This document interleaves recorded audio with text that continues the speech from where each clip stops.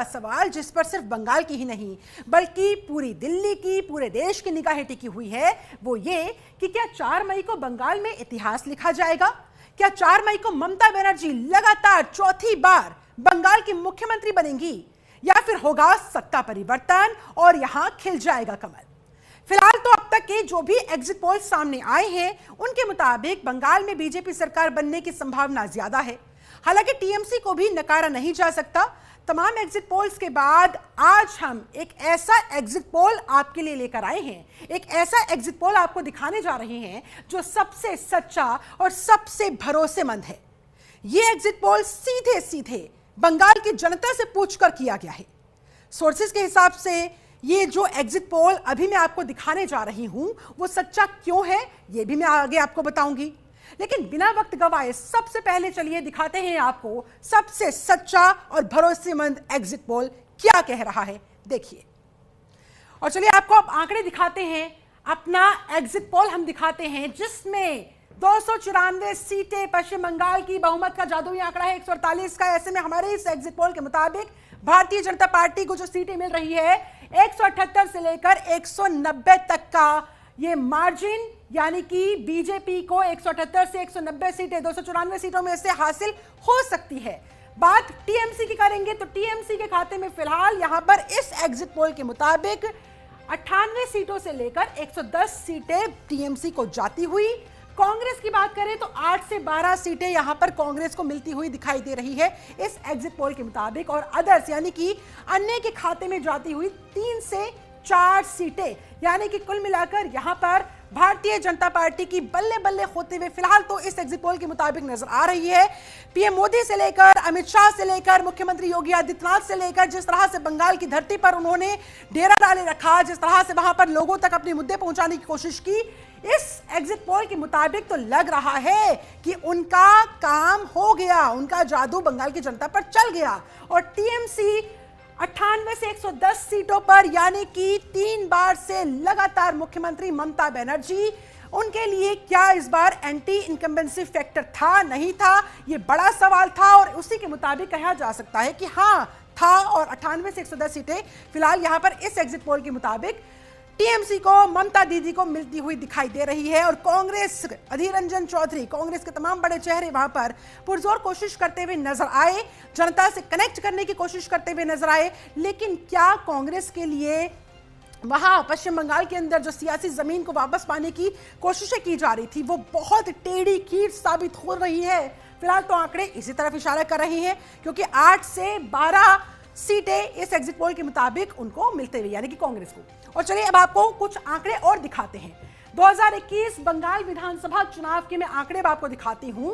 TMC को 2021 के बंगाल चुनाव के दौरान मिले थे 2,89,68,281 वोट टीएमसी ने हासिल किए थे।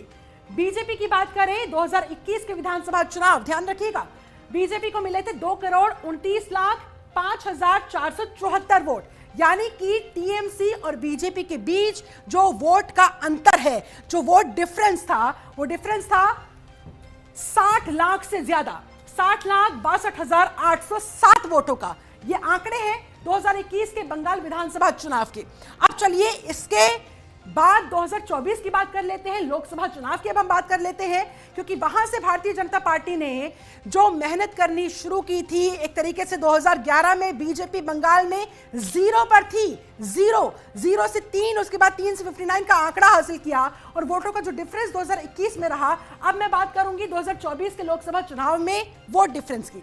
इसके मुताबिक टीएमसी को 2,76,741,133 वोट हासिल हुए थे।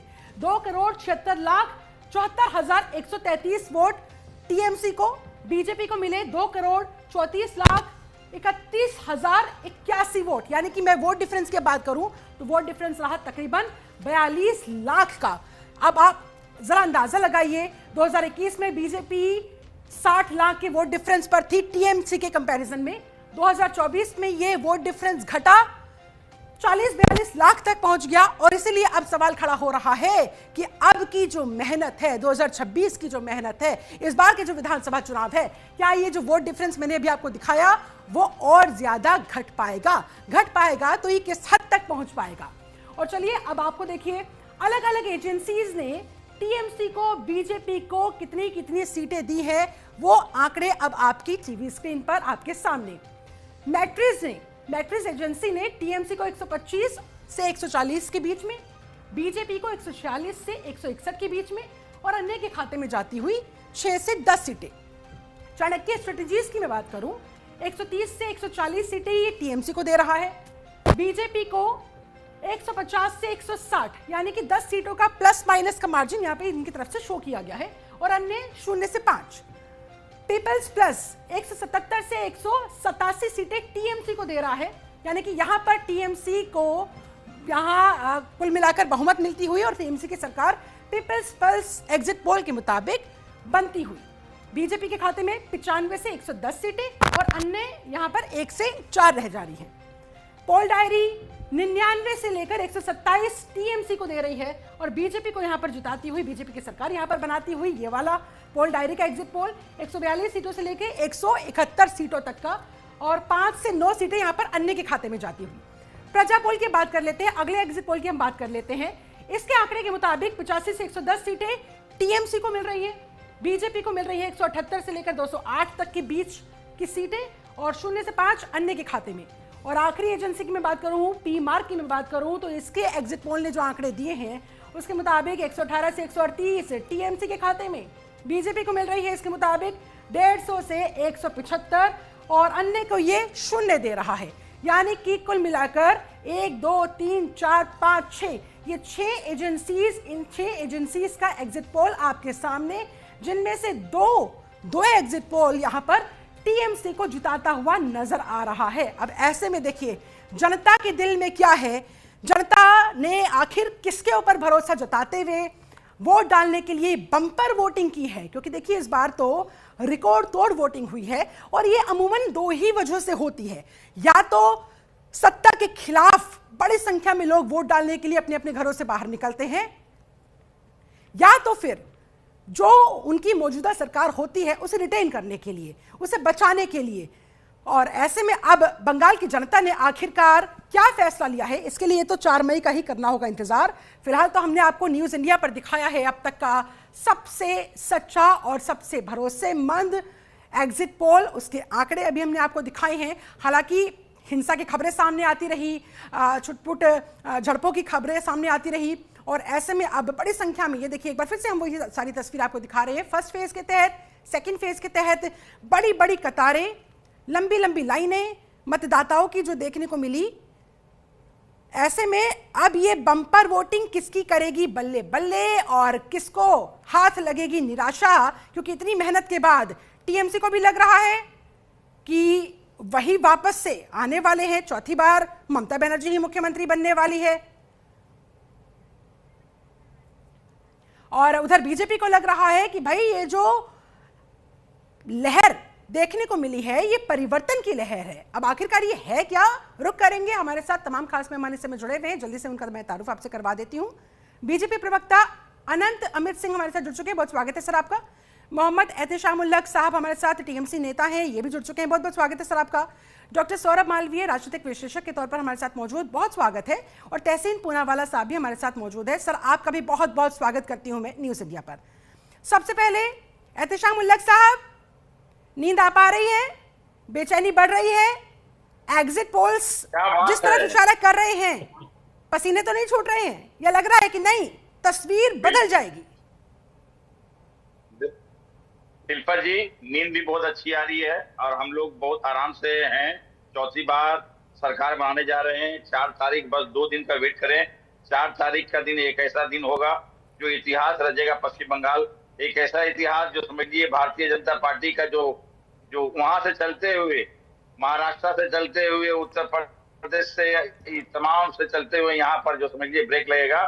और चौथी बार फिर से ममता बनर्जी की सरकार बनने जा रही है। ये एक बात स्पष्ट रूप से कहना चाहता हूं, जिस हिसाब से लोगों ने मैंडेट दिया है, जो 93% लोग पश्चिम बंगाल के लोगों ने वोट दिया है, तो ये एसआईआर के विरुद्ध में जो भारतीय जनता पार्टी देखेंगे कि आप जो है पश्चिम बंगाल के लोगों को जो मत का प्रयोग समझ लिए 27 से 28 लाख लोग वंचित रह गए, जो हमारा कॉन्स्टिट्यूशन है, जो हमारा मौलिक अधिकार है। लेकिन भारतीय जनता पार्टी 58 लाख तो एसआईआर माध्यम से हुआ, लेकिन 28 लाख लोग समझ लिए वंचित रह गए। तो एगेंस्ट में एसआईआर के एगेंस्ट में तमाम लोग अपनी वोट दिए हैं और वोट अभी ईवीएम में बंद है शिल्पा जी, और 4 तारीख का समय होगा। जाहिर तौर पर 4 तारीख का ही करना होगा इंतजार, उसी के बाद दूध का दूध पानी का पानी हो पाएगा। लेकिन मेरा सवाल सर आपसे ये है कि एग्जिट पोल, बल्कि मैं बोलूंगी कि मेजॉरिटी ऑफ एग्जिट पोल्स तो किसी और तरफ इशारा कर रही हैं। इसके पीछे की कोई वजह हो सकती है क्या? वो फैक्टर भी मानकर चल रहे हैं आप? कॉन्फिडेंस वैसे आपका अच्छा है, लेकिन कहीं ओवर कॉन्फिडेंस तो नहीं है? शिल्पा जी देखिए, लास्ट 2021 में भारतीय जनता पार्टी का सपना था, इन्होंने कहा था कि अब की बार 200 के पार। लेकिन यहाँ की सेकुलर जनता, यहाँ के, मैं उनको सैल्यूट करता हूँ कि 70 सीट पर लाके खड़ा कर दिए थे। इस बार इन्होंने डिमांड किया 170 सीट, तो ये 50 का आंकड़ा भी पार नहीं कर सकेंगे, ये स्पष्ट रूप से मैं कहना चाहता हूँ। इसलिए कि पश्चिम बंगाल के लोगों का इन्होंने सबके लिए नाम काटा है, तो ये गणतंत्र के हिसाब से जो हमारा अधिकार जो छीना है उसके अगेंस्ट में 93% लोग वोट दिए हैं। फिर से एक बार ममता बनर्जी की सरकार बन रही, इसलिए इनके पास में कोई मोटो नहीं था। इनके पास सिर्फ घुसपैठिया, रोहिंग्या, बांग्लादेशी के अलावा डेवलपमेंट की बात नहीं किए, रोजगार की बात नहीं किए कि हम पश्चिम बंगाल में आएंगे ये। लेकिन नया एक सगुफा दिए कि 3000, हमारी सरकार अगर बन जाएगी तो हम 3000 रुपया देंगे। लेकिन मैं एक बात स्पष्ट रूप से कहना चाहता हूँ कि 1500 रुपया से लेकर के समझ लिए हमारे तमाम 2,62,00,000 महिलाओं को डायरेक्ट अकाउंट में 1500 रुपया और 1700 रुपया जाता है। आपको चलिए 1500 रुपया 1700 रुपया क्या कहीं कमाल हो पाएगा क्या? आधी आबादी, क्या जो बंगाल की जनता है वो दीदी के काम से खुश होकर उनको वोट डालने के लिए पहुंची? 4 तारीख का कर लेते हैं सर इंतजार। में लौट रही हूँ सर आपके पास, हमारे साथ अनंत अमित जी भी जुड़े हुए हैं। अनंत जी, सुना आपने? ये तो कह रहे कि भाई 50 सीट से ज्यादा आप कूद नहीं पाएंगे। एग्जिट पोल्स को देखकर, इन आंकड़ों को देखकर खुश होते रहे, लेकिन 4 तारीख को जब नतीजे सामने आएंगे बंगाल की जमीन आपके पैरों तले से खिसक चुकी होगी। देखिए शिल्पा जी, जिस तरीके से 23 तारीख के चुनाव के बाद और 29 तारीख के चुनाव के बाद और कल रात तक एक नई जानकारी है कि ये पहले हाईकोर्ट जाती रही टीएमसी, आज वो सुप्रीम कोर्ट भी आई थी और मतगणना के खिलाफ। सुप्रीम कोर्ट में इनके कपिल सिब्बल साहब आए, डबल बेंच में गए और डबल बेंच में इन्होंने कहा कि सारे बूथ पर केंद्रीय प्रतिनियुक्ति हो रही है या पीएसयू के लोगों की नियुक्ति हो रही है, उस आधार पे हमें यह चाहिए कि राज्य सरकार के कर्मचारियों को भी नियुक्ति की जाए। लेकिन तमाम बहस सुनने के बाद सुप्रीम कोर्ट ने इनके सारे मामले को खारिज कर दिया और सुप्रीम कोर्ट ने कहा कि इलेक्शन कमीशन ऑफ इंडिया जो काम करवा रहा है संवैधानिक तौर पर करा रहा है, आपके सारे मामले को खारिज किया जाता है। हाँ। तो यह दर्शाता है शिल्पा जी कि इनकी बेचैनी कितनी है। और आज जो 15 बूथ पे जिस तरीके से पोलिंग 4 मई को सर सुप्रीम कोर्ट तय नहीं करेगा ना। 4 मई को तो यहाँ की जनता को तय करना था, जो वो कर चुकी है, बस नतीजे सामने आने हैं। देखिए शिल्पा जी, 4 मई ममता दीदी गई, भाजपा आई, ये तय है। और ये जिस तरीके से विगत 15 वर्षों के कुशासन में, एक बात और मैं बताना चाहता हूं। अच्छा, जिस कॉन्फिडेंस के साथ आपने बोला है 4 मई ममता गई और बीजेपी आई, सर क्या लगता है आपको क्यों लोगों ने इतनी बड़ी संख्या में अपने घरों से बाहर निकलकर बीजेपी को वोट किया होगा? कौन से मुद्दे आपके लिए जो काम किए? बहुत अच्छा सवाल है। हमने कहा भय से भरोसा तक। माननीय मोदी जी ने सारे सभाओं में कहा भय से भरोसा तक, और महिला बेटी बहनों की सुरक्षा के लिए जो हमने संकल्प पत्र में कहा, पश्चिम बंगाल के विकास की बात कही। आज तक पश्चिम बंगाल में भारतीय जनता पार्टी एनडीए की सरकार कभी नहीं आई, या तो कांग्रेस की सरकार रही, या वामपंथ की सरकार रही, या टीएमसी की सरकार रही। हम 2016 में 3 सीट जीत कर आए, जैसा कि आपने बताया। 2021 में हम 77 सीट जीत कर आते हैं। और शिल्पा जी, 2021 के चुनाव में लगभग 1000 बूथ पर हमारे कार्यकर्ता भी नहीं होते हैं। और विगत 5 वर्षों के कार्यकाल में हमने जिस तरीके से काम किया है जनता के बीच में जाकर, तो हमें पूर्ण विश्वास है। और जो जनता का समर्थन मिल रहा था, उस समर्थन के आधार पर कर रहे। एग्जिट पोल जो भी आ रहे हैं, एक एग्जिट पोल तो आप बताना भी नहीं चाहेंगे, बहुत सारे जो वामपंथी पत्रकार है, 10 ऐसे एग्जिट पोल आए हैं जो कि टीएमसी को बता रहा है। लेकिन उसके बावजूद हमें जनता के वोट पर विश्वास। और एक बात बताना चाहता हूं, परसों बांग्लादेश के संसद भवन में अख्तर हुसैन, एक सांसद है बांग्लादेश का, उन्होंने ऑफिशियल संसद में कहा कि जो खबरें आ रही है पश्चिम बंगाल को लेकर और भारत के मीडिया की जो खबरें आ रही है, ऐसा लग रहा है कि पश्चिम बंगाल में एनडीए और भाजपा की सरकार बनने जा रही है।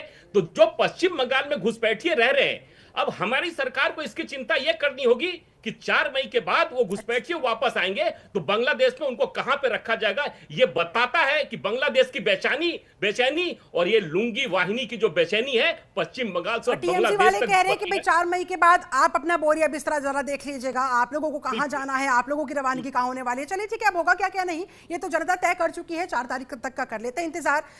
तहसीन साहब, 4 मई को दीदी आई या बीजेपी आई, कौन आया कौन गया?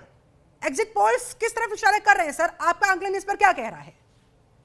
शिल्पा जी, थैंक यू सो मच। आपके साथ मुझे शो में शिरकत करने का मौका मिल रहा है, इसलिए आपका शुक्रगुजार हूँ। सभी पैनलिस्ट को, दर्शकों को नमस्कार कहते हुए मैं 2 या 3 चीज कहना चाहता हूँ। मैं अनंत भाई को सुन रहा था, भाजपा के प्रवक्ता, और उन्होंने बांग्लादेश के संसद में, सोचिए शिल्पा जी, हमारे मुल्क में बांग्लादेश के संसद में क्या हो रहा है उसको हम कोट कर रहे हैं।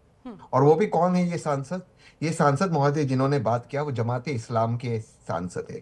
कौन है जमाते इस्लाम? एक एक्सट्रीमिस्ट ऑर्गेनाइजेशन जिसने पूरे बॉर्डर पे, क्योंकि शिल्पा जी आप एक बहुत प्रसिद्ध पत्रकार है, आप जानते हैं जमाते इस्लाम ने करीबन 50 सीटें इस चुनाव में जीता बांग्लादेश में, वो पूरे बॉर्डर पे जीता।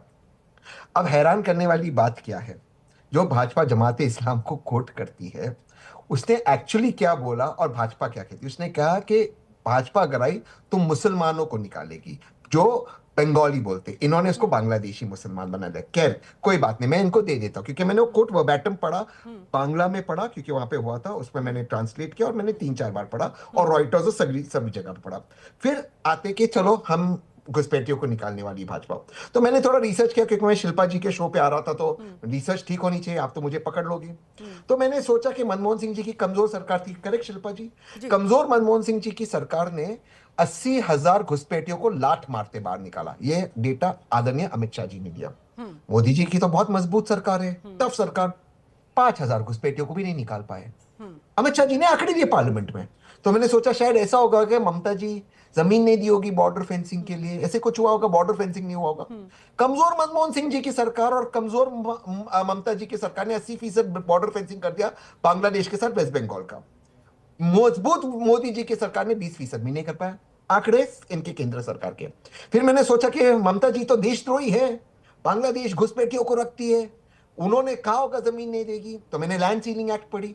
लैंड सीलिंग एक्ट में केंद्र की सरकार जमीन ले सकती है अगर राज्य की सरकार ने मना कर दिया। लेकिन सुनिए शिल्पा जी, यहां पे बहुत इंटरेस्टिंग चीज होता है, एक लास्ट ट्विस्ट देता हूं। त्रिपुरा में किसकी सरकार है? मैंने फिर देखा, हक साहब, त्रिपुरा में भाजपा की सरकार है और भाजपा की सरकार ने असेंबली में रेजोल्यूशन पास किया कि भाजपा की सरकार को केंद्र में बॉर्डर फेंसिंग के लिए जमीन नहीं देगी। अब सोचिए ममता जी कितनी खराब है। लेकिन बहरहाल मैं एक और चीज कहना चाहता हूं, जो इलेक्शन कमीशन का रवैया रहा है इस चुनाव में, मैं इस बात का शुक्रगुजार हूं कि इस चुनाव में हिंसा नहीं हुई। लेकिन जिस तरह से रवैया रहा था इलेक्शन कमीशन में, मैं लास्ट चीज अपनी बात खत्म करूंगा, करीबन 27 लाख भारतीयों को इलेक्शन प्रक्रिया से बाहर रखा गया। वे लोग गए सुप्रीम कोर्ट। सुप्रीम कोर्ट ने कहा इस बार हम शायद कुछ नहीं कर सकेंगे, हम आपको अंत में आपका अधिकार अगले चुनाव में जीतेंगे। और उनमें से 140 लोगों की सुनवाई हुई, 27 लाख लोगों में से 140 की चुनाव के पहले 136 लोगों को वापस डाला गया, यानी कि 27 लाख लोगों को। वो शायद भाजपा के वोटर हो सकते हैं, शायद लेफ्ट के हो सकते हैं, शायद टीएमसी के, लेकिन हम आजाद क्यों हुए? हम आजाद इसलिए हुए क्योंकि हम अपने डेस्टिनी के मालिक बने। आपने बहुत सारे मुद्दे गिनवाए, आपने बहुत प्यार से बीजेपी को जमकर धो भी डाला। ठीक है सर, अगर आपकी इन सारी बातों पर विश्वास किया जाए तो फिर माना जाए ममता बनर्जी की वापसी फिर से होने वाली है, चौथी बार वही मुख्यमंत्री बनने वाली है। एग्जिट पोल्स को आप गलत बता रहे हैं सर? फिर ममता जी की जो, अगर मैं राजनीतिक दृष्टि से देखूं, राजनीतिक विश्लेषण, तो मुझे ये लगता है कि ममता जी की थोड़ी सीटें कम होगी, भाजपा की जरूर सीटें बढ़ेगी। ये बात में कोई संदेह नहीं कि भाजपा का परफॉर्मेंस अच्छा था, लेकिन सरकार जो है इंडिया अलायंस की बनेगी। सरकार इंडिया अलायंस की बनेगी। आप इससे कितना इत्तेफाक रखते हैं? मैं आऊंगी अमित साहब, आऊंगी मैं आपके पास जल्दी से। मैं एक बार ओपनिंग रिमार्क ले लेती हूँ। डॉक्टर सौरभ मालवीय काफी देर से अपनी बारी का इंतजार कर रहे हैं। डॉक्टर सौरभ, आप इन एग्जिट पोल्स को किस तरह से देख रहे हैं, बीजेपी या टीएमसी, और कौन से फैक्टर्स इंपॉर्टेंट सर?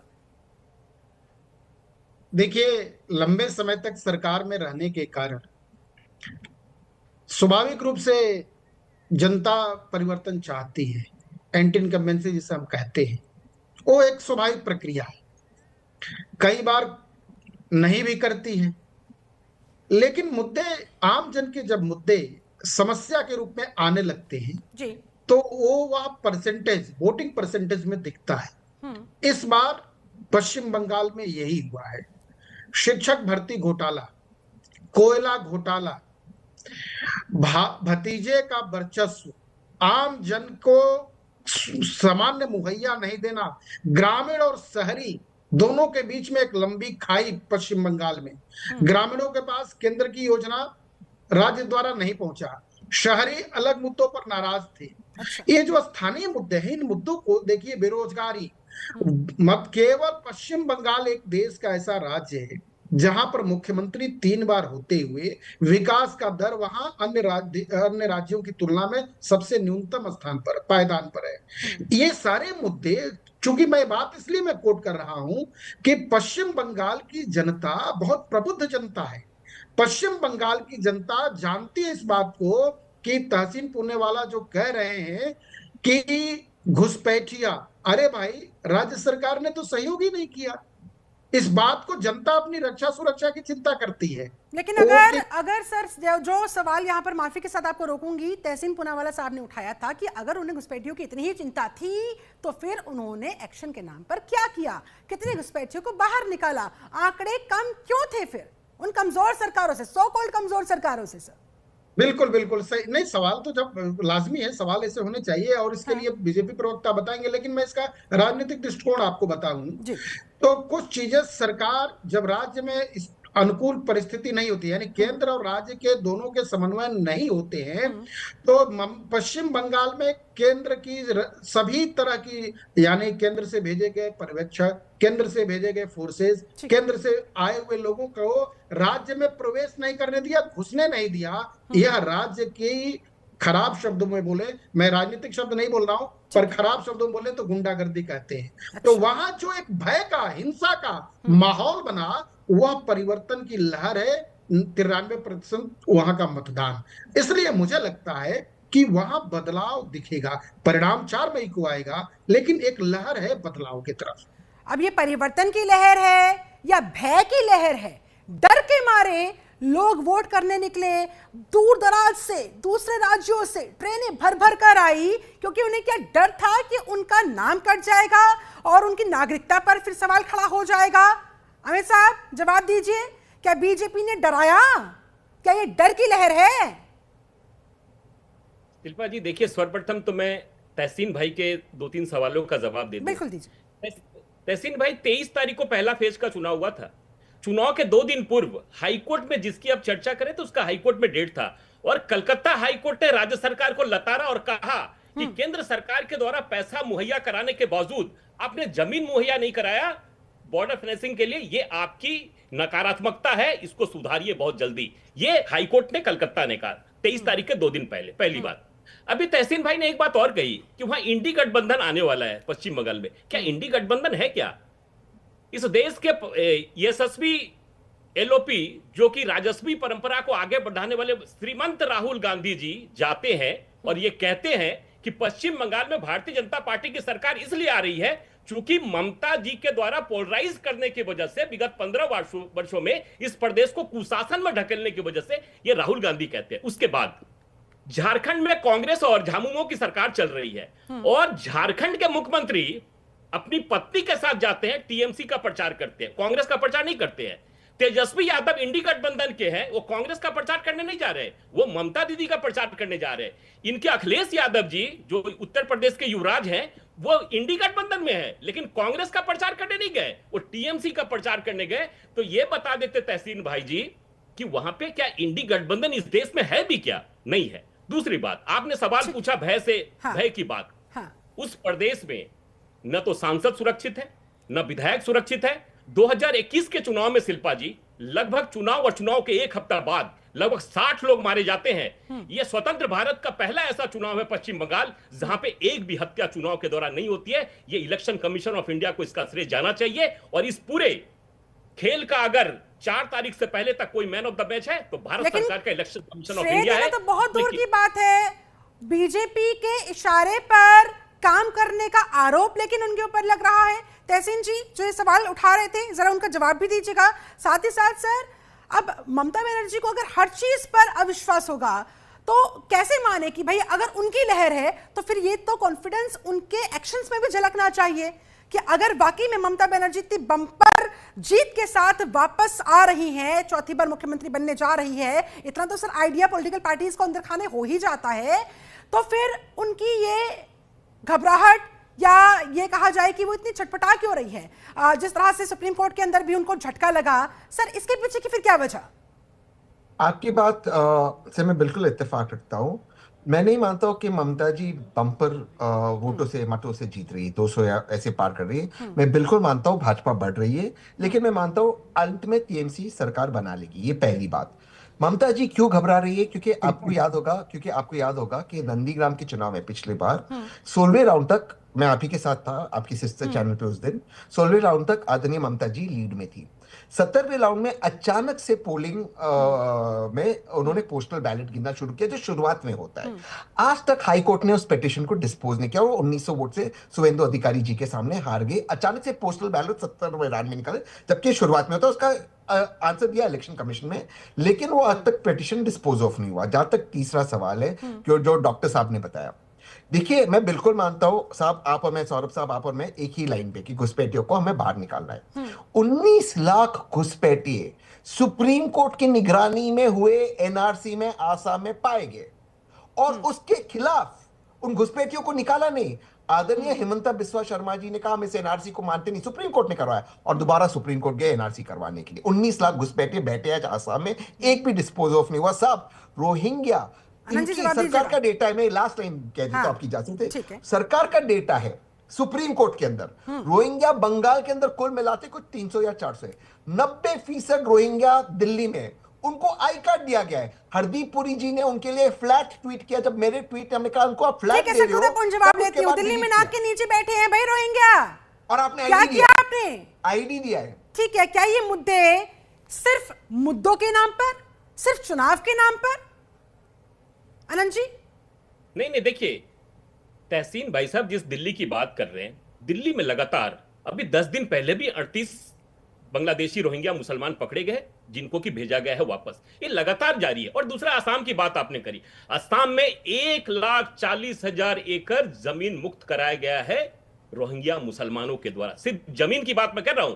और जहां तक व्यक्ति की बात है, कांग्रेस ने लोकसभा में कहा था कि 8,600 लोग बाहर भेजे गए घुसपैठिए, और अभी हमारी सरकार तो चल रही है साहब, अभी इंतजार करिए ना, इंतजार करिए, सारे आंकड़ा दिया जाएगा, उसकी कोई चिंता मत करिए। और इस देश का एक एक रोहिंग्या, घुसपैठिया, मुसलमान, हमें अपने देश की अकलियत के लोगों से कोई दिक्कत नहीं है, लेकिन हमारे देश की अकलियत के लोगों का कोई हक मारने की कोशिश करेगा कहीं दूसरे देश से आकर, तो उसको इस देश में रहने का कोई अधिकार नहीं है, और सरकार उसको निश्चित तौर पे वापस भेजेगी। आप बिल्कुल चिंता मत करिए, एक एक को बाहर भेजा जाएगा। लेकिन जब तक चुनाव जीतने होंगे तब तक वापस कैसे भेजेगी? विपक्ष यही तो सवाल खड़े करता है ना सर, कि देखिए आप चाहते ही नहीं ये वापस भेजना, अगर वापस भेज दिया तो मुद्दा खत्म हो जाएगा। हमारा तहसीन जी आप मुस्कुरा रहे हैं, मुझे बताया आप क्या कहना चाह रहे हैं। आ रही हूँ, बोलिए आनंद जी। 19 लाख, एक second sir, let him complete, उसके बाद मैं आ रही हूं सर आपके पास। माफी आनंद जी। तो शिल्पा जी, हमारे तो संकल्प पत्र में, हमने तो संकल्प पत्र में ये कहा है कि इस देश में घुसपैठिया बहुत बड़ी समस्या है और हमारा ये राजनीतिक मुद्दा है और इस मुद्दे को हमें समाप्त करना है। राजनीतिक मुद्दा है तो फिर समाप्त क्यों करिएगा? जब इसका राजनीतिक लाभ आपको होता है या फिर इस मुद्दे को लेकर एक हवा बनती है, एक माहौल बनता है। चलिए मैं लौटूंगी सर आपके पास जल्दी से, उसके बाद एहतेशाम उल हक साहब भी अपनी बारी का इंतजार कर रहे हैं। जल्दी से तहसीन जी, आप कुछ कहना चाह रहे थे, उसके बाद उल हक साहब आपके पास। अनंत साहब, या तो आप प्रेग्नेंट हो या तो नहीं हो, आधा प्रेग्नेंट कोई नहीं होता।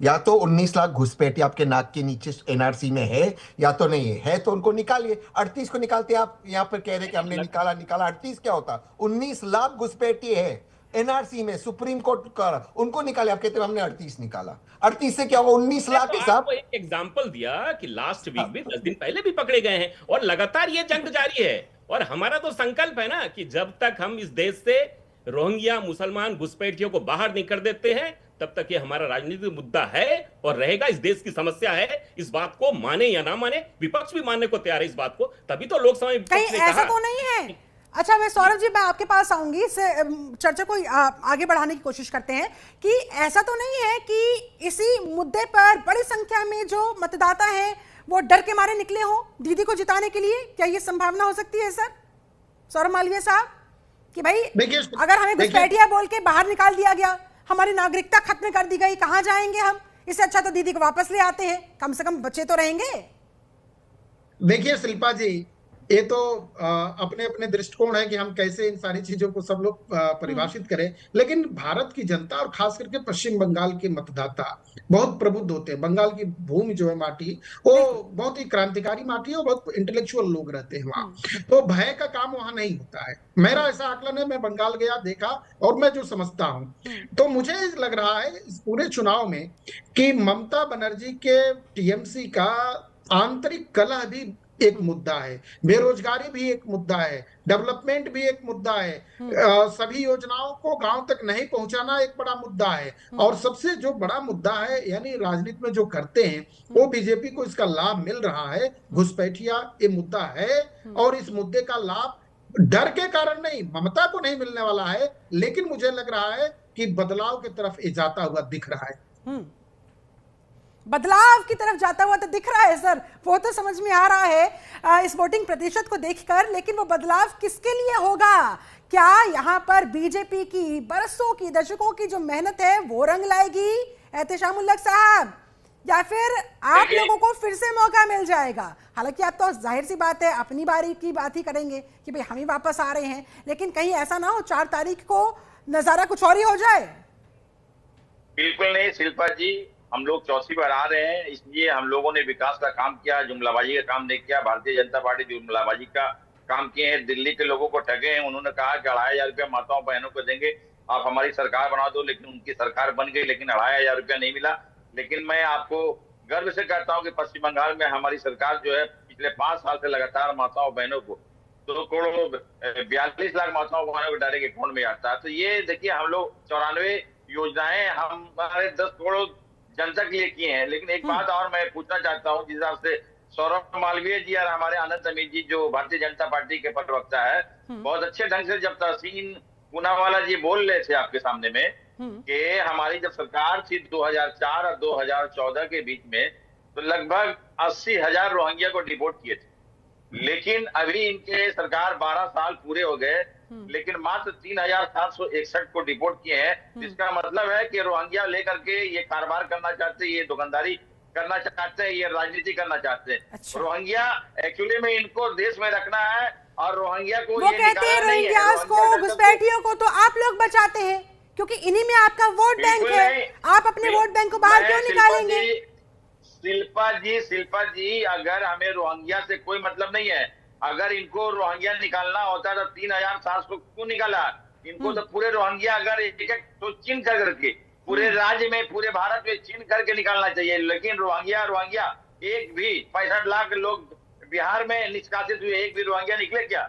यहाँ भी 58 लाख लोग निकाले गए, 27 लाख लोग समझ लिए वोट नहीं पट दे सके, लेकिन एक भी रोहिंग्या निकला का? रोहिंग्या एक बहाना है, इनको माइंड को डाइवर्ट करना है। लेकिन मैं उसके बावजूद भी शिल्पा जी, चौथी बार फिर से ममता बनर्जी की सरकार बन रही, इसलिए भारतीय जनता पार्टी बांग्ला विरोधी पार्टी, बंगाल की भाषा विरोधी, जहां जहां बांग्ला बोला जाता है बंगाली हमारा काम करते हैं। दिल्ली में, हरियाणा में, पंजाब में, चंडीगढ़ में, उसके बाद में उत्तर प्रदेश में जो बांग्ला बोलते हैं तो उसको मारते हैं और कहते हैं कि तुम बांग्लादेशी हो, रोहिंग्या हो। इसलिए यहाँ की सेक्युलर जनता किसी भी कीमत पर भारतीय जनता पार्टी को समझिए उस पर विश्वास नहीं करेगी और उनको सरकार बनाने का कभी भी मौका नहीं देगी। इसलिए हमारी नेत्री बहुत सारी योजनाएं की हैं, बहुत सारे काम किए हैं। ये स्मिता की लड़ाई है पश्चिम बंगाल का एक एक आदमी का, समझ लिए कि इज्जत का मामला है। इसीलिए तो बीजेपी कह रही है कि भाई आपने भय का माहौल पैदा किया, भय से भरोसे तक का नारा बीजेपी ने इसीलिए तो दिया। देखिए शिल्पा जी, भारतीय जनता पार्टी अगर भरोसे की बात करें तो हमने 15 लाख का भी वो भरोसा किया, हमने 2 करोड़ का भी भरोसा किया कि प्रतिवर्ष के हिसाब से रोजगार मिलेगा, हमने 400 का सिलेंडर 200 रुपया का भी भरोसा किया, हमने काला धन विदोषित आएंगे उसका भी भरोसा किया। देखिए पश्चिम बंगाल की जनता बहुत अवेयर है और उनको मालूम है कि मैं अपना मत का प्रयोग कैसे करूंगा और किन्हें देना है। इसलिए हमने आपको कहा कि भारतीय जनता पार्टी के पास में सिर्फ बिल्कुल, हिंदू आपने मुसलमान अच्छी बात रोहिंग्या कही है। बांग्लादेशी पश्चिम के बंगाल और की जो जनता और है कोई वो बात पूरी नहीं तरह है। से जागरूक है, अवेयर है, और जो बम्पर वोटिंग दोनों ही फेजेस में हुई है वो खुद इस बात की तस्दीक करती हुई। लेकिन सवाल यहाँ पर एक और खड़ा होता है, तहसीन पूनावाला साहब, आपको क्या लगता है सर, ये तमाम मुद्दे जिन पर हम बात कर रहे हैं वो तो है ही, लेकिन फ्रीबीज भी क्या बड़ा मुद्दा रहा? क्या उस वजह से भी लोग अपने अपने घरों से बाहर निकले? जी जरूर कि ममता जी ने जो डिलीवरी की है स्पेशली आधी उसके लिए आबादी। जी बिल्कुल, और जो उन्होंने महिलाओं के लिए किया है तो उसके लिए भी लोग निकले। और ये बात तो जरूर है कि जो बम्पर वोटिंग हुई है इसमें दोनों फैक्टर है, दोनों पक्ष कह रहे हैं, भाजपा कह रही है कि एंटी इनकम्बेंसी, टीएमसी कह रही है कि भाजपा के डर से लोग आए बंगाल की कल्चर को बचाने के लिए। तो वो हमें 4 तारीख को ही पता चलेगा, क्योंकि मुझे लगता है बहुत सारे फैक्टर है। और मैं अब भी मानता हूं ममता जी ने जिस तरह से फाइट किया उनको हराना बहुत मुश्किल होगा। मैं एक चीज क्लैरिफाई करना चाहता हूं आज के पिटीशन पे, क्योंकि अनंत भाई ने कहा था कि आज के पिटीशन में सुप्रीम कोर्ट में हार हुई। उन्होंने उस पिटीशन को एक्चुअली सुप्रीम कोर्ट ने उस पिटीशन उन्होंने डिसमिस नहीं किया। उन्होंने सुप्रीम कोर्ट में जो कपिल सिब्बल जी ने कहा कि हम उसको कंप्लाई करते हैं, हम सिर्फ चाहते हैं कि जो आपके रूल्स है आप उसको रिटर्न में दीजिए कि आप उसको कंप्लाई करेंगे, और ओवर आर्चिंग जो अधिकारी है वो अब स्टेट गवर्नमेंट का हो गया है। तो ये चीज जो है मैं मानता हूं कि इलेक्शन कमीशन का चल गया, लेकिन उनको राइटिंग में कमिटमेंट मिल गया। तो कभी कभी कुछ लड़ाई आपको 50% के लिए लड़नी पड़ती है। अब जाहिर तौर पर से देखिए वो तो फिर अपने एंगल से ही इस खबर को पेश करेंगे हाँ, ना, सब लोग अपने एंगल से कहेंगे, अपने तरीके से ही वो जनता तक में एक मैसेजिंग देने का काम करेंगे। लेकिन मैं फ्रीबीज के मुद्दे पे फिर से आती हूँ। सौरभ मालवीय साहब, आप इससे कितना इत्तेफाक रखते हैं कि लोगों को ये जो जनता को ये जो बड़ी बड़ी सौगातें दी जाती है वो उनको उनके घरों से बाहर खींचने में कहीं ना कहीं कामयाब हो पाती है? और यहाँ पर आपको क्या लगता है, बीजेपी या टीएमसी, किसके वादे, किसके दावे, किसकी बड़ी सौगातें ज्यादा रही? देखिए, स्वाभाविक रूप से ये बात सच है कि जो जनता को सुविधाएं मिलती हैं तो जनता उसके पक्ष में जाती है, मतदाता उसके पक्ष में जाता है, इस बात को नकारा नहीं जा सकता है। और दूसरी बात है कि जनता इस बात को भी समझती है कि डबल इंजन की सरकार ज्यादा ग्रोथ रेट देती है। तो यदि केंद्र में बीजेपी की सरकार है, राज्य में बीजेपी की सरकार आएगी, तो स्वाभाविक रूप से इस चीज को देख रहे हैं कि केंद्र से जितनी भी योजनाएं आ रही हैं और टीएमसी के द्वारा पूरे नहीं हो रहे हैं। तो ये भी एक बड़ा अंतर दिख रहा है। इसलिए इस बार महिलाओं के मतदान का प्रतिशत ज्यादा है। और एक बहुत जरूरी बात बताना चाह रहा था मैं, पूरे देश के आंकड़े में सबसे अधिक घुसपैठियों के ration card, voter ID card बनवाने का काम पश्चिम बंगाल सरकार ने किया है।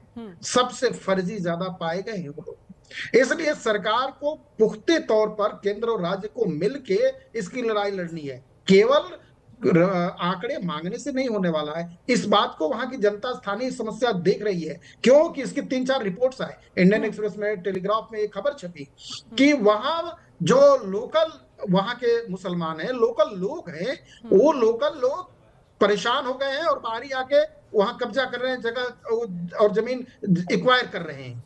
तो देखिए, कहीं ना कहीं बहुत सारे मुद्दे हैं जो ये दिखा रहा है कि इतने प्रतिशत अधिक इतना मतदान होना यानी बदलाव की तरफ बढ़ना।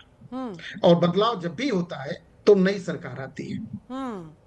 बदलाव जब भी होता है नई सरकार आती है।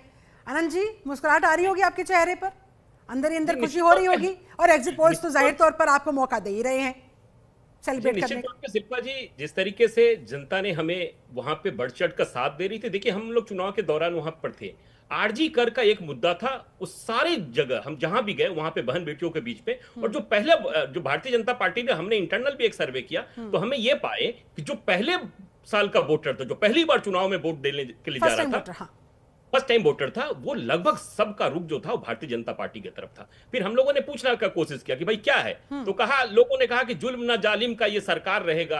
फिर हम लोग गांव की तरफ भी गए, हमने गांव में कहा कि भाई आप ममता दीदी के साथ क्या है, तो गांव के लोगों ने कहा कि घोरे नाई नून बेटा बोलছে আমি আছি मिथुन। गांव के लोग कह रहे थे, हमने कहा ये कैसा बात, तो मतलब नून मतलब नमक, वो मतलब उसके गार्जियन कह रहे थे कि घोरे नाई नून बेटा बोलছে আমি আছি मिथुन।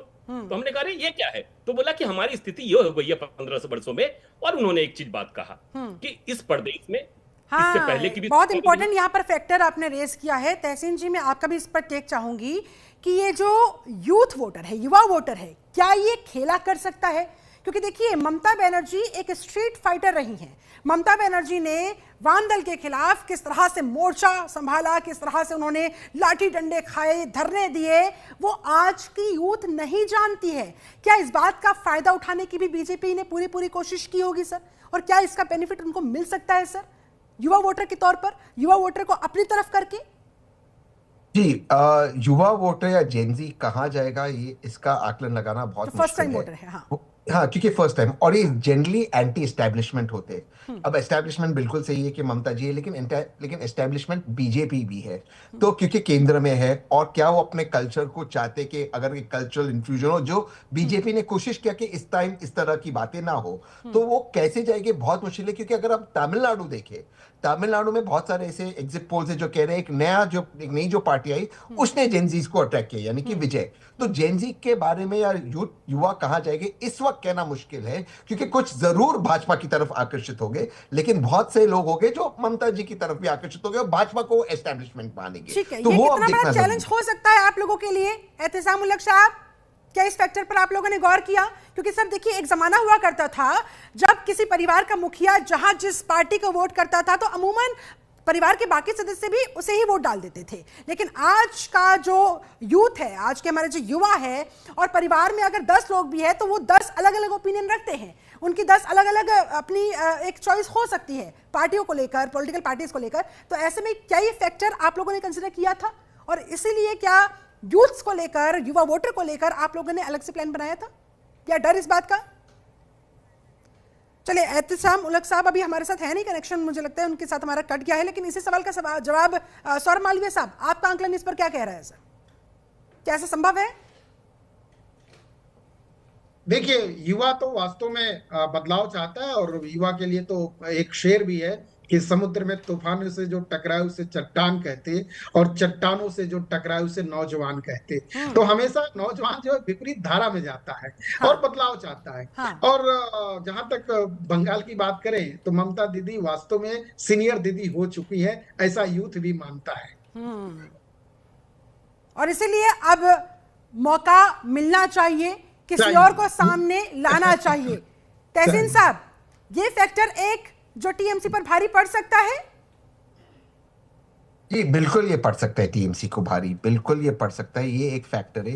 दूसरा एक फैक्टर जो टीएमसी को भारी पड़ सकता है वो ये है कि क्या जो लगातार गवर्नेंस रहा है टीएमसी का इतने वर्षों से, उसके खिलाफ जो एंटी इनकम्बेंसी होगी उसको लोग हटाकर एक नई तरह की राजनीति देखना चाहते, वो भी एक फैक्टर बहुत हो सकता है। लेकिन टीएमसी ने उसको काउंटर करने के लिए बहुत सारे यंगस्टर्स, अगर आप एवरेज एज देखें, टीएमसी के कैंडिडेट्स के एवरेज एज यंगर है, उन्होंने बहुत सारे विधायकों में चेंजेस किए, तो कहीं उन्होंने टिकट भी चेंज किया, और जो उनके प्रचारक थे सयोनी घोष वगैरह, उन्होंने बहुत सारे युवक प्रचारकों को निकाला, जबकि भाजपा के स्टार प्रचारक थे आदरणीय मोदी जी, अमित शाह जी और हेमंता बिस्वा शर्मा जी। तो मुझे लगता है कि उसमें वो थोड़ा सा एक फैक्टर हो सकता है। अच्छा चलिए, देखिए हम टीएमसी की बार बार बात कर रहे हैं, बीजेपी की बात कर रहे हैं, जाहिर तौर पर जो सीधी टक्कर है इनके बीच में है, लेकिन कांग्रेस कहां स्टैंड करती हुई एग्जिट पोल के जो आंकड़े दर्शा रहे हैं? सौरभ मालवीय साहब, क्या लगता है आपको, कांग्रेस को क्या प्राप्त होगा 4 मई को? क्या हासिल होगा कांग्रेस को? किस हद तक वो अपनी सियासी जमीन वापस ले पाएगी, या कोई सवाल? देखिए शिल्पा जी, सवाल बहुत उम्दा है, बहुत अच्छा है, पर गलत जगह पूछ लिया आपने। तहसीन जी को बताना था इसको। बिल्कुल उनसे ही पूछूंगी सर, लेकिन पहले आपका विश्लेषण इस पर। लेकिन पश्चिम बंगाल में कांग्रेस वेंटिलेटर पे अच्छा, अंतिम सांस ले रही है। उसे न कुछ पाने का गर्व है और न खोने का डर है। हाँ, कुछ है ही नहीं। वेंटिलेटर पर है तहसीन पूनावाला साहब। देखिए, अगर आप मुझसे पूछोगे तो मैं कहूँगा कि इंडिया अलायंस की सरकार बनेगी। कुछ इलाकों में कांग्रेस बहुत अच्छा, ईमानदारी से जवाब दीजिए सर। हाँ, देखिए ना, अंतरात्मा से भी तो एक आवाज आती है ना, वो क्या कह रही है सर? कांग्रेस की क्या स्थिति है? कह दीजिए, बता दीजिए। मैं कह रहा हूँ ना, मैं उसको बयान करता हूँ। गालिब का एक शेर है, उनके लफ्जों में मैं बयान करता हूँ। हम तो जानते हैं जन्नत की हकीकत, लेकिन दिल को खुश रखने के लिए गालिब ये ख्याल अच्छा है। तो मैं वहां पर इससे ज्यादा नहीं कहूंगा, आप समझ गए मैं क्या कह रहा हूँ। इशारों में सर आप पूरा जवाब आप दे ही गए हैं, और इसलिए देखिए काफी देर बाद अमित जी के चेहरे पर मुस्कुराहट आ रही है, इसीलिए क्योंकि कांग्रेस की स्थिति वो भी जानते हैं। लेकिन सर देखिए, एक बात तो माननी पड़ेगी, अधीर रंजन चौधरी ने पुरजोर कोशिशें की, लेकिन लगता है कि बहुत देर हो गई और इस बात का फायदा अनंत अमित साहब आप लोग उठाते हुए। वाम दल भी यहाँ पर जीरो, कांग्रेस भी यहाँ पर जीरो, बची तो बस टीएमसी, और अगर इस बार वो भी निपट गई तो वाह भाई वाह। सौरभ जी ने तो वेंटिलेटर पे भी कह दिया। हम तो कह रहे हैं कि पश्चिम बंगाल में कांग्रेस 3 में ना 13 में कहीं नहीं है। देखिए, हम वहां पे जब कई विधानसभा में गए तो हम लोगों ने कहा कि साहब यहाँ तो बाहरी लोग आ रहे हैं। हमने कौन से बाहरी लोग आ रहे हैं? तो कहा कि भाई गुजरात के लोग आ रहे हैं। हमने कहा अरे अधीर रंजन चौधरी साहब कौन है? तो बोला अरे कांग्रेस के बहुत बड़े लीडर है, हमने उनको चुना, कौन हराया? तो बोला कि वो एक मियाँ जी आए थे। हमने कौन थे? बोले गुजरात के थे, क्या नाम था? यूसुफ पठान। अरे साहब, इतने बड़े लीडर को एक यूसुफ पठान गुजरात से जाता है और चुनाव उस समय वो देश के एलओपी होते हैं और उनको चुनाव हरा देता है। तो कांग्रेस 3 में ना 13 में, और कांग्रेस के साथी तो अधीर रंजन चौधरी जी के साथ भी नहीं है। मैं एक डिबेट में था, लोगों ने कहा कि कहिए साहब, अधीर रंजन चौधरी साहब ने प्रेस कॉन्फ्रेंस करके कहा कि नहीं नहीं, ये हमें नहीं कहा गया है कांग्रेस की तरफ से कि ये कहने के लिए। तो अधीर रंजन चौधरी जी बड़े नेता है, उनका हम सम्मान करते हैं, एलओपी रहे हैं देश के, लेकिन कांग्रेस भी उनके साथ नहीं है। कांग्रेस तो वहां 3 में ना 13 में कहीं नहीं है। अब राहुल गांधी जी का बयान देखिए, और हमें तो ये लगता है कि राहुल गांधी जी के बयान के बाद हमें और भी बेनिफिट हुआ। और देखिए तहसीन पूनावाला साहब, एक और ईमानदारी से मैं आपसे जवाब चाहूंगी, क्योंकि देखिए अधीर रंजन चौधरी का जिक्र यहाँ पर हो ही रहा है। नो डाउट वो बहुत मेहनत करते हैं, नो डाउट उन्होंने बहुत डंडे खाए हैं, लेकिन सोनिया गांधी जी, राहुल गांधी जी, प्रियंका गांधी जी उनकी सुनते ही नहीं है। कई बार उन्होंने बोला कि भाई इस इंडिया अलायंस की वजह से मुझे बंगाल में दिक्कत हो रही है, कांग्रेस को यहाँ पर नुकसान उठाना पड़ रहा है, लेकिन कहीं कोई सुनवाई नहीं हुई। तो ऐसे में सर क्या माने, गलती किसकी? फिर लीडरशिप समझ नहीं पा रही है।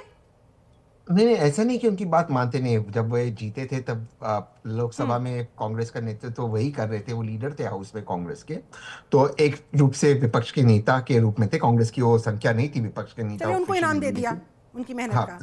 हाँ, लेकिन और मेहनत भी इस बार भी बहरामपुर में उन्होंने बहुत किया और कांग्रेस का परफॉर्मेंस अच्छा होगा। लेकिन इसमें मुझे कोई संदेह नहीं कि जो भाजपा की बढ़त हुई है वेस्ट बंगाल में, पश्चिम बंगाल में, उसका एक बहुत बड़ा कारण टीएमसी और उसके जो उन्होंने ध्रुवीकरण की है।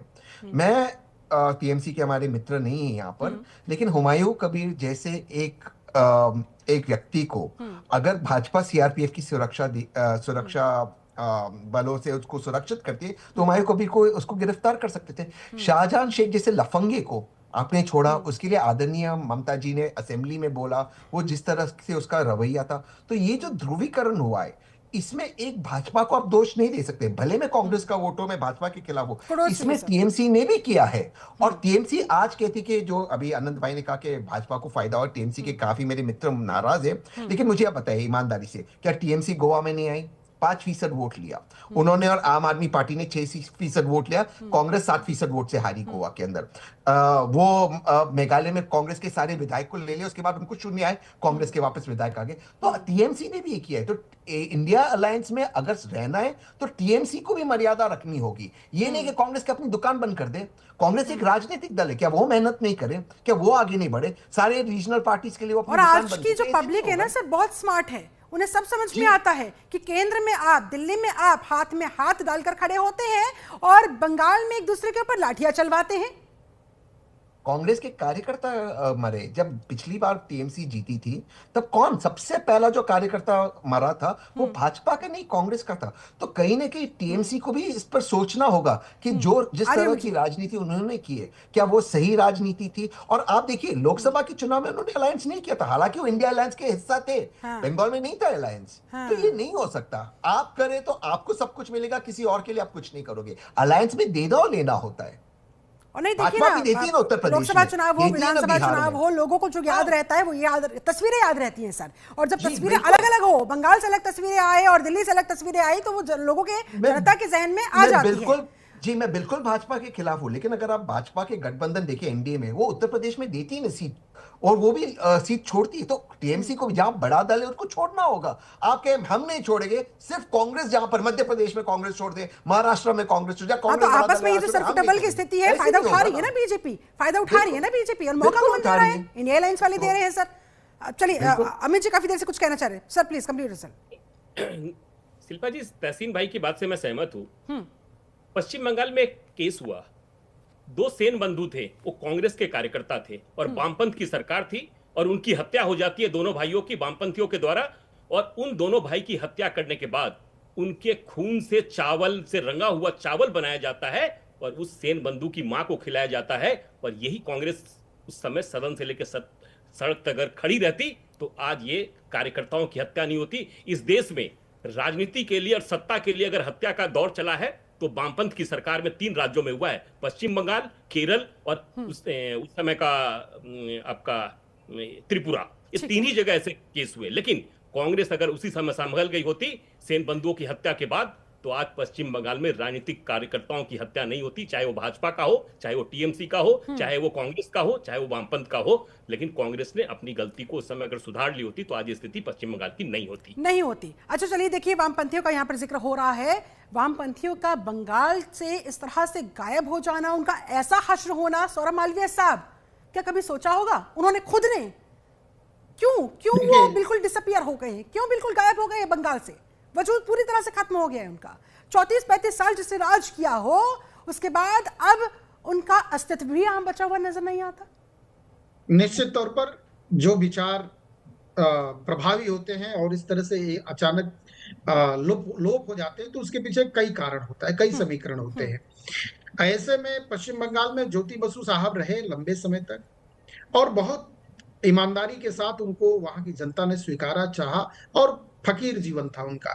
धीरे धीरे चीजें वहां बिगड़ती गई और वामपंथ का आतंक यानी लाल सलाम का जो गुंडागर्दी है वह वहां की जनता धीरे धीरे जानने लगी थी। वो खूनी खेल से उब गई थी और अंततः लाल सलाम गुंडा के स्वरूप में जो था बदमाशी, हिंसा का हथियार लेके विस्तार कर रहा था, उसे वहां की भोली भाली जनता बचने लगी और धीरे धीरे वामपंथ सत्ता से बाहर हुआ, विचार से बाहर हुआ और आज केरल को छोड़ दें तो पूरे भारत में वामपंथ कहीं नहीं है।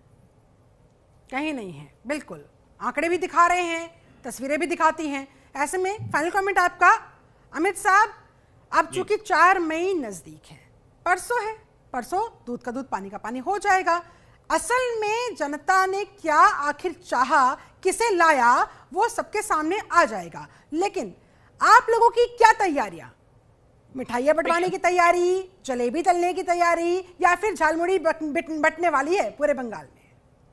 नहीं, पूरे बंगाल में झालमुड़ी के साथ साथ पूरे जय श्री राम के नारा के साथ लड्डू बटेगा। 4 तारीख को पूरी बंगाल में तैयारी है और हमें पूर्ण विश्वास है कि 2021 के चुनाव के बाद जो हमें रिजल्ट मिला था, उसके बाद जो हम लोगों ने तैयारी की है, हमें पूर्ण विश्वास है कि लेकिन जैसे हरियाणा में कांग्रेस पार्टी के साथ हुआ था, ऐसा हो गया तो 2-4 घंटे के बाद अगर तस्वीर पूरी तरह से पलट गई तो उसके लिए भी तैयार हैं आप लोग? हरियाणा में तो हम बैक टू बैक कर रहे थे, ये तो हमें पता था, लेकिन कांग्रेस गलत फहमी में थी। और इस बार पश्चिम बंगाल में शिल्पा जी, मैं आपको दावे के साथ कह रहा हूं कि भारतीय जनता पार्टी एनडीए की सरकार बनना तय है। चलिए सर, अब यहाँ पर बंगाल में परिवर्तन की लहर चली या फिर वापस से ममता दीदी जीत कर आएंगी, करना होगा उसके लिए 4 मई का इंतजार। फिलहाल बहुत बहुत शुक्रिया आपका अनंत अमित साहब हमारे साथ जुड़ने के लिए। मोहम्मद एहतेशामुल्लक साहब भी हमारे साथ जुड़े हुए थे, उनका भी बहुत शुक्रिया। सौरभ मालवीय साहब आपका भी बहुत बहुत शुक्रिया। तहसीन पूनावाला भी आपका भी बहुत बहुत शुक्रिया करूंगी, आप इस चर्चा में शामिल हुए। आप देखिए, चूंकि सबके अपने दावे हैं, अपना राग, अपना वो अलाप रहे हैं, ऐसे में अब आखिरकार बंगाल की जनता ने क्या तय किया है उसके लिए हमें 4 मई का ही इंतजार करना होगा। क्या वाकई में 4थी बार मुख्यमंत्री बनने जा रही ममता बनर्जी, या फिर बीजेपी जबरदस्त तरीके से इस बार बंगाल की सत्ता में आएगी, करना होगा फिलहाल नतीजों का इंतजार। फिलहाल मेरे साथ इस चर्चा में जुड़ने के लिए आप सभी का बहुत बहुत शुक्रिया। बने रहे न्यूज इंडिया के साथ। नमस्कार।